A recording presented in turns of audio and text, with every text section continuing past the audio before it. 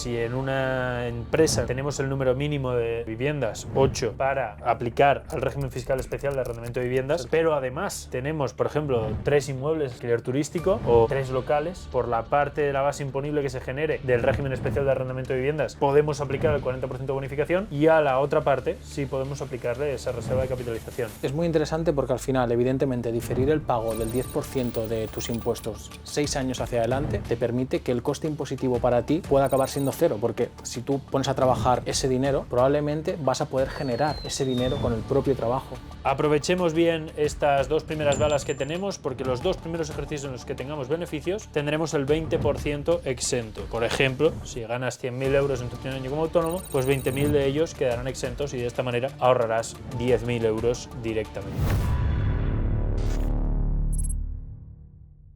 Buenas a todos, estamos aquí en un nuevo vídeo en el canal de Fiscal y hoy me he traído a Sergi, compañero consultor, para explicaros cómo podemos pagar menos impuestos ahora que vamos a planificar este año 2025 si tenemos una sociedad. Sergi, cuéntame. Bueno, sí, eso está claro, siempre y cuando tengas una sociedad, como bien dice Sergi, porque si eres una persona física, y como bien sabrás en España se pagan muchos impuestos, pero se acaba de aprobar una subida de la base del ahorro, donde el tramo máximo ya pasa a ser del 30%. Así que yo creo que... 30% estamos hablando del marginal en la escala más alta, ¿no? Correcto. O sea, a partir de 300.000 euros... Correcto. El siguiente euro que entre ya paga un 30% en la base del ahorro, que no en la base general. Correcto, sí, porque antes de que entrara este gobierno que tenemos actualmente, el tipo máximo era del 23% y se han ido aprobando subidas progresivas del 26, 28 y ahora ya del 30%. Sí, recordemos a nuestros espectadores que, a ver, no es habitual tener una base de ahorro por encima de 300.000, porque precisamente además es con las que más puedes planificar, ¿no? Para Correcto. intentar bajar el tipo, pero tiene un efecto directo en la inversión, ya que la base del ahorro es donde tributan pues, todos los dividendos, las ganancias de capital, ya sean por venta de inmuebles o venta de acciones, ¿no? Correcto. Entonces, bueno, hace también que el inversor extranjero se lo piense 2 veces. Bueno, no sé, tenemos algo bueno en persona física que destacar para dejarles algo, ¿no? En esta entradilla que hemos dicho. Si tienes una sociedad, pero bueno, si eres una persona física, un autónomo, un profesional, ¿qué puedes? Correcto, sí que hay alguna cosa que podemos hacer. Vamos a hablar de la reducción por inicio de actividad del 20% de la facturación en persona física, es decir, todos aquellos autónomos que tienen actividad económica y que la inician por primera vez, tienen una reducción del 20% sobre el total de su base imponible antes de pagar impuestos. Es decir, que en la práctica solo tributan el 80% de lo que acaban ganando. Ok. Esta reducción la tenemos en el IRPF en el primer y segundo ejercicio en el que tengamos beneficios, ¿vale? Correcto. O sea, nos damos de alta de autónomos, planifiquemos bien también esto, por favor, ahora que estamos haciendo este vídeo de cara a planificar 2025 y poder empezar sabiendo hacia dónde tenemos que tender, pues aprovechemos bien estas 2 primeras balas que tenemos, porque los 2 primeros ejercicios en los que tengamos beneficios tendremos el 20% exento. Por ejemplo, si ganas 100.000 euros en tu primer año como autónomo, pues 20.000 de ellos quedarán exentos y de esta manera ahorrarás 10.000 euros directamente, ¿vale? Entonces, mucho cuidado cuando nos damos de alta, porque si nos damos de alta en diciembre y declaramos beneficios, perderemos una de las 2 balas. Así que, como siempre, planificación. Bueno, Sergi, en el ámbito societario, ¿qué tenemos? Porque estuviste en Mallorca en un evento Correcto. en el que se comentaron ciertas novedades, ¿no? Entonces vamos a repasar un poco qué soluciones tenemos al alcance y cómo van a actualizarse. Sí que es importante y cabe recordar a nuestros espectadores que todo esto todavía se encuentra en tramitación parlamentaria. Sí que es verdad que ha superado la primera fase de aprobación en el Congreso de los Diputados, pero como bien sabrán ellos, esto tiene que proseguir, tendrá que llegar al Senado, donde probablemente el PP tumbe estas reformas de las que hablaremos ahora. ¿Cómo? ¿El PP tumbando una reforma fiscal a la baja? Sí, parece extraño que ¿Y el PSOE proponiéndola? Sí, esto aunque suene extraño, probablemente sea lo que ocurra, pero, como bien sabrán también, esta tramitación continúa, volverá al Congreso y muy probablemente, por la información que tenemos, se acabará aprobando definitivamente porque el PSOE podrá volverlo a aprobar con los mismos apoyos con los que lo aprobó en su momento. O sea, que el PSOE le sube el impuesto a las personas físicas, baja los impuestos a las sociedades y el PP trata de evitar esto. Correcto. Bueno, El mundo es un buen punto de partida. Sí, ok, sí. vale, avancemos.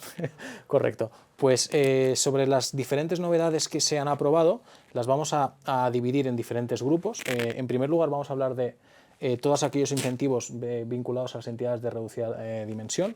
Cabe recordar que estas entidades son todas aquellas que facturan menos de 10 millones de euros al año, ¿vale? Ciertas exclusiones que luego comentaremos, pero Correcto. Como regla línea general, para que nuestros facturación inferior a 10 millones. Correcto. Entonces, en primer lugar, una de las principales herramientas de ahorro fiscal, la reserva de nivelación. Entonces, para quien no sepa lo que es, básicamente esto es una reserva que nos permite dotar sobre los beneficios que tenemos en el ejercicio en curso. Una vez hemos cerrado el ejercicio, sobre la base imponible total antes de impuestos, podemos dotar una reserva de hasta el 10% de dichos beneficios. A mí me gusta mucho esta reserva. Cierto es que ahora comentaremos la de capitalización, que es mejor, evidentemente, pero me gusta mucho esta reserva porque el hecho de decir, oye, diferir la tributación, poder reinvertir, poder aprovechar este dinero durante, ¿no? A mí me gusta mucho, evidentemente, trato de pagar lo menos posible, de lanzarlo lo más lejos posible y de poder utilizar ese dinero para reinvertir y generar con las inversiones o con la producción de ese propio dinero. Pero me gusta mucho la reserva de nivelación. Sí, es muy interesante porque al final, evidentemente, diferir el pago del 10% de tus impuestos 6 años hacia adelante te permite que el coste impositivo para ti pueda acabar siendo cero, porque si tú, como tú decías, Sergi, pones a trabajar ese dinero, probablemente vas a poder generar ese dinero con el propio trabajo. En unas cifras rápidas, lo que has dicho de, oye, aplico el 10% de mi resultado a una reserva que se llama reserva de nivelación y por lo tanto no tributo sobre esta cantidad, en números redondos, si tenemos 100.000 euros de base imponible, 100.000 euros de beneficios en impuestos de sociedades, 10.000 euros irán a parar a esa Correcto. reserva, serán indisponibles mientras estén en esa reserva. A efectos de repartirlos como dividendos, pero no a efectos de poderlos disponer de ellos y poderlos utilizar, apalancarme en ellos. Y eso sí, esta reserva deberá volver a deshacerse, ¿no? Deberá volver a entrar esos 10.000 euros de base imponible, deberán volver a aparecer en nuestro IS en el plazo máximo de 5 años, 4 más 1. Vale, o sea que si tuviéramos pérdidas, volvería nuestro balance antes de tiempo, ¿no? Para compensarse con esas pérdidas. Si durante 4 años no tenemos pérdidas, bueno, pues hemos ganado 5 ejercicios en los cuales estas cantidades no han tributado y me he podido autofinanciar por no pagar ese dinero en impuestos, por no tener que pedir un préstamo, por no pagar recargos, intereses, etcétera, etcétera. Exacto. Entonces, básicamente al 10% de lo que tengo que pagar este año le doy una patada y lo mando dentro de 5 años, correcto. Cosa interesante, que esto lo puedo dotar cada año que tenga beneficios. Entonces, al final siempre estoy en la rueda de el 10% de este año lo pago dentro de 5. Y al final siempre estoy, pues eso, echando esa patada hacia adelante que me permite pues, tener un flujo de caja dentro de mi sociedad pues, mucho más eficiente, ¿no? Y que el coste impositivo, probablemente yo creo que todo el mundo con esa generación, con el ejemplo que me ponía Sergi, ¿no? De esos 10.000 euros que dotamos como reserva, haciéndolos trabajar durante 5 años probablemente puedan generar 2.500 euros, que no es una rentabilidad tan alta, y con esa generación de ese dinero al final el coste para el empresario acaba siendo cero.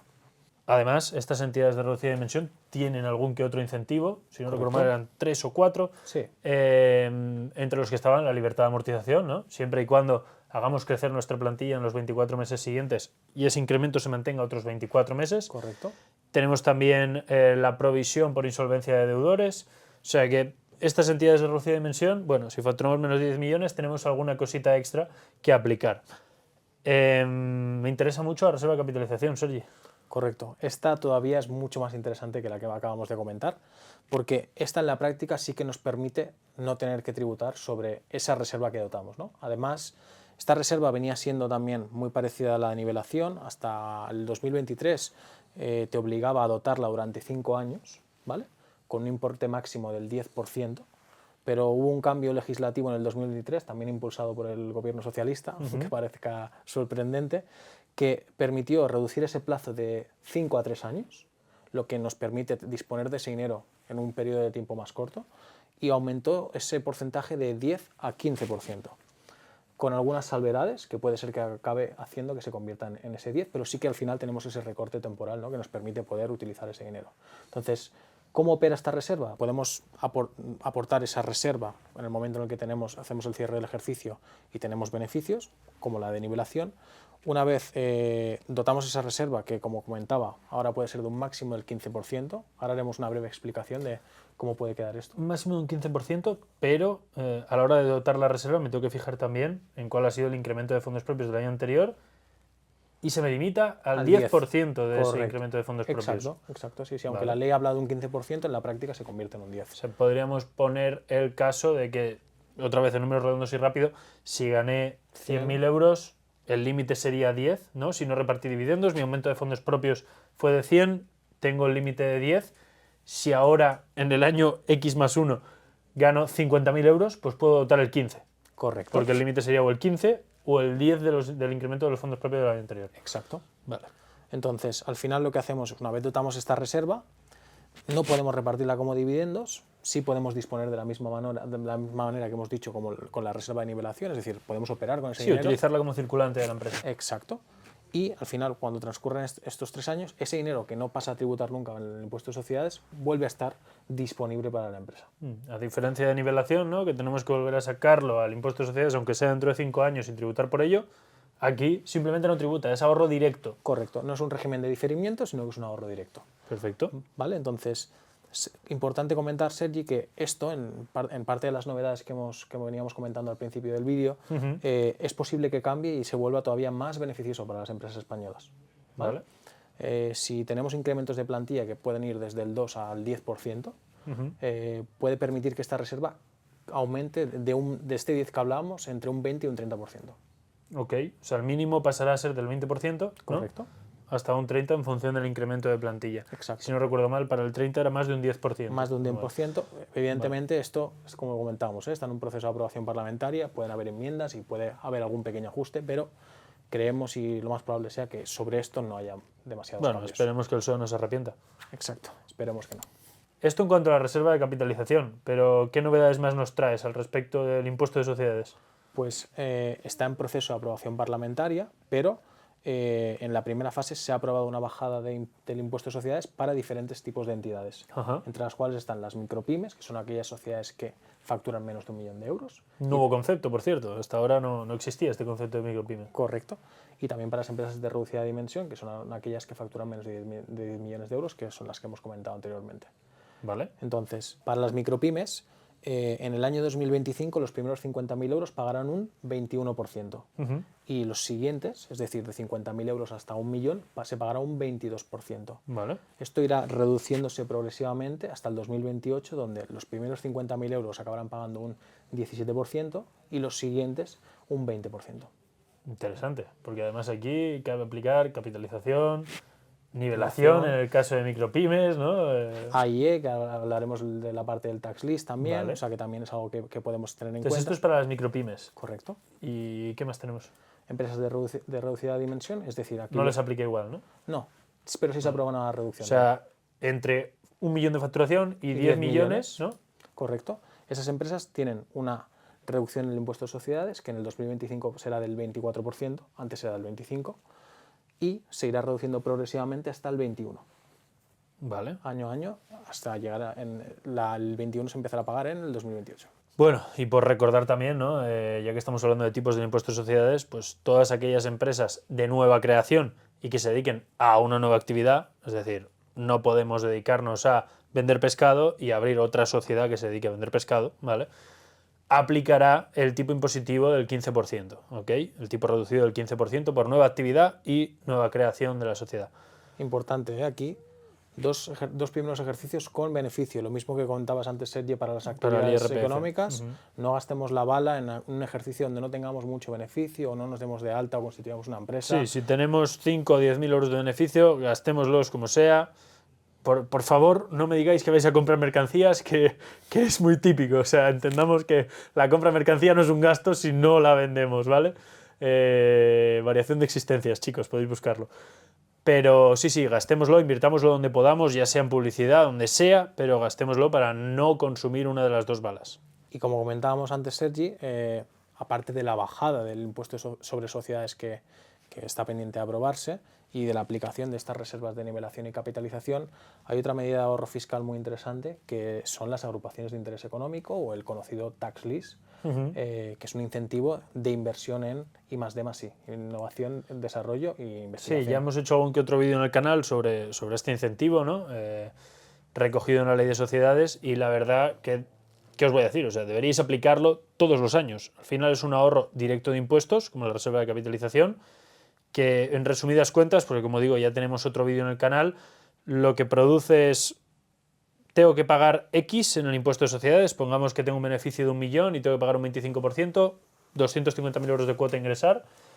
La ley me permite aportar a esta agrupación de interés económico la mitad de estos 250.000, o sea, 125.000 euros, y de esos 125.000 euros que aporto voy a obtener una rentabilidad de en torno al 30%, como forma de menor pago de impuestos, ¿ok? O sea, que una rentabilidad asegurada que no depende de cómo vaya esa inversión o esa investigación que va a realizar el investigador en cuestión. Entonces, nuestro IS quedaría de la siguiente manera.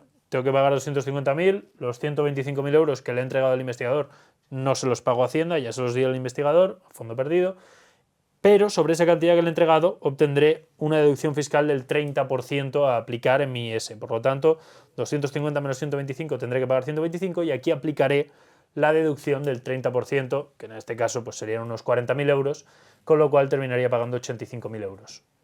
Efecto neto, consigo el 30% de rentabilidad de lo que le entregue al investigador. Entonces, aquí lo interesante es combinar tanto la bajada del impuesto sobre sociedades junto con las dos reservas y luego empezar a aplicar este ahorro fiscal por el tax lease, que al final, en la práctica, puede hacer que el impuesto de sociedades se vea también reducido porcentualmente porque el coste impositivo para ti sea mucho menos. Sí, por supuesto. O sea, al final, evidentemente, si somos capaces de aplicar reserva de capitalización, si somos entidad de reducida dimensión y también podemos aplicar reserva de nivelación y pegar esa patada para adelante, ya le hemos quitado un 20% de lo que hemos ganado a la base imponible, ya le hemos quitado un 10% extra, que no es un 10% porque se aplica después de haber aplicado el primer 20%, de lo que vayamos a pagar podemos aplicar el AIE, o sea que realmente tenemos armas, evidentemente si aplica y si se nos da la situación, pero tenemos armas para reducir bastante esa cuota del impuesto de sociedades. Pues por todo lo que me explica Sergi, cobra todavía más importancia que las empresas se planifiquen fiscalmente de forma adecuada. Totalmente. Y evidentemente que cuenten con los servicios de fiscal.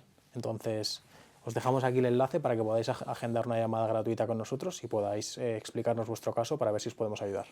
Además de todo lo que hemos comentado a nivel estatal y que aplica a todas las empresas, tenemos también, según en la región en la que esté ubicada la sociedad, ciertos incentivos que son muy importantes también, como son la zona CEC, la Reserva de Inversión Canaria, la Reserva de Inversión Balear, RIC y RIB, más conocidas.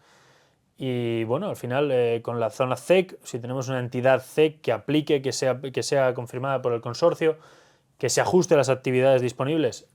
¿Y cuáles son los requisitos para tener la entidad CEC?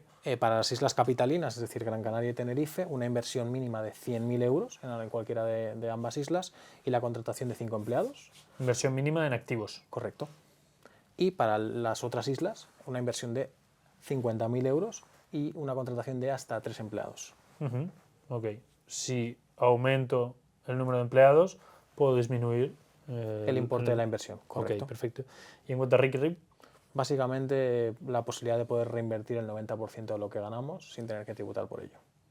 O sea, una reserva de capitalización, pero 90%. dopada al 90%. Correcto. Además de esto, Sergi, ¿hay alguna cosa más que puedan aplicarse a algunas entidades o algunas sociedades que se dedican a alguna actividad concreta?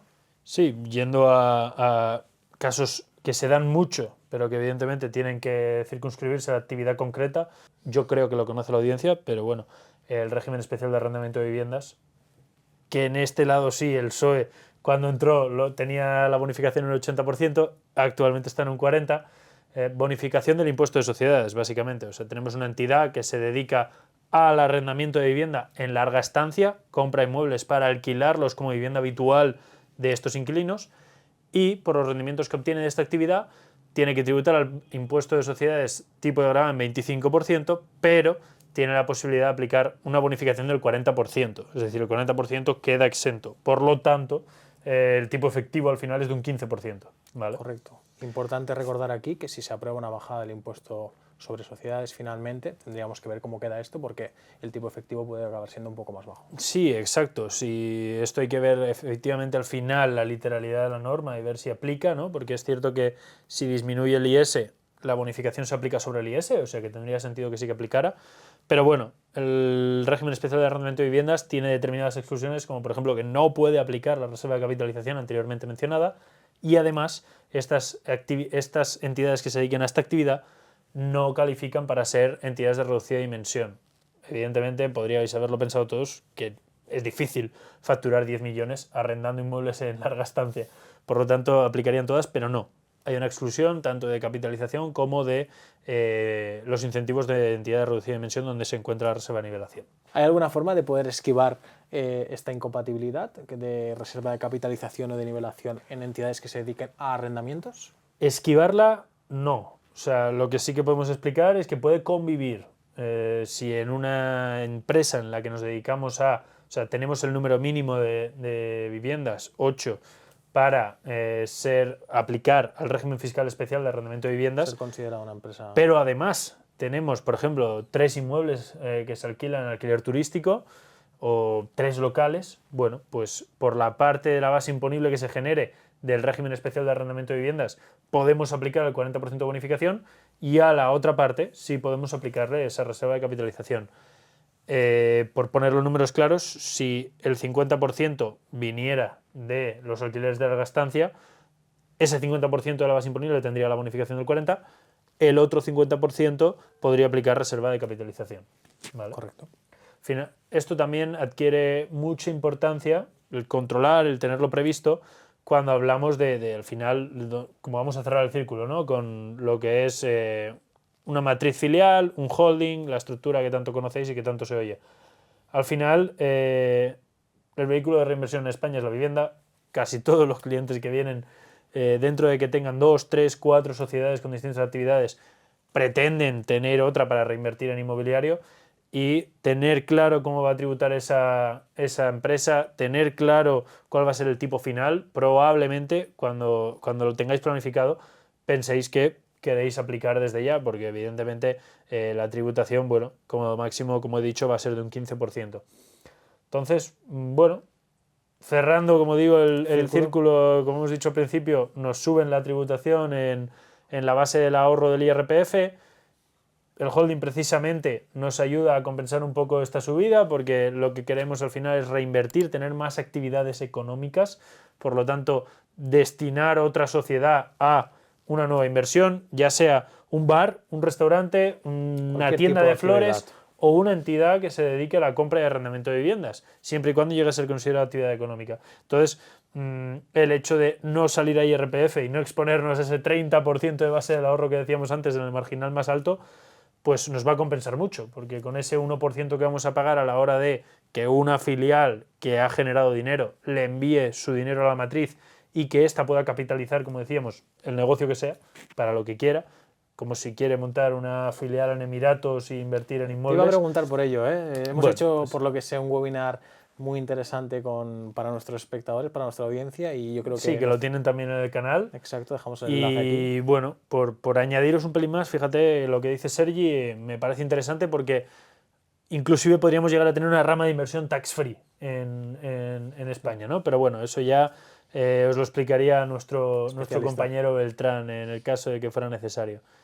Así que, Sergi, yo creo que hemos tocado todos los puntos, ¿no? Yo solo por añadir algo más, al final, para que nuestra audiencia lo sepa, es algo que venimos comentando constantemente en todos los vídeos, en pensar en dinero corporativo y no dinero personal, y que intentemos no sacar la menor parte posible de ese dinero a nuestra persona física para poder utilizar estas herramientas de reinversión, porque sí que es verdad que haciéndolo de esa manera, pues bueno, la fiscalidad entendemos que puede llegar a ser ciertamente asumible, aunque también sea muy alta, pero si tenemos que sacar ese dinero a nuestra persona física, ahí es donde el coste impositivo se dispara.